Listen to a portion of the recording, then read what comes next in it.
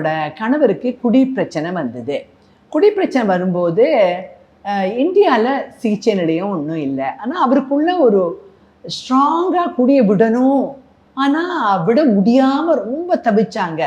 ஒரு கிரேவிங் இருக்கும், குடிக்க வேண்டான்னு டிசைட் பண்ணுவாங்க, ஆனால் குடிச்சிருவாங்க.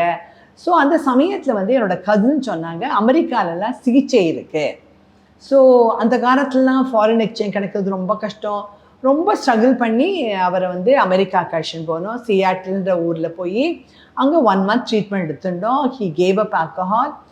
ஆனால் என்ன ஒன்று சொன்னான்னா, இது நோயின்னு முதல்ல சொன்னாங்க. அதான் ஃபஸ்ட்டு எனக்கு ஒரு ரெவலேஷன். முதல்ல நினச்சி பீப்புள் வந்து திமிரு பிடிச்சி கொடுக்குறாங்க, புரியாமல் குடிக்கிறாங்க, அந்த மாதிரிலாம் எண்ணம் இருந்தது. இது ஒரு நோய்.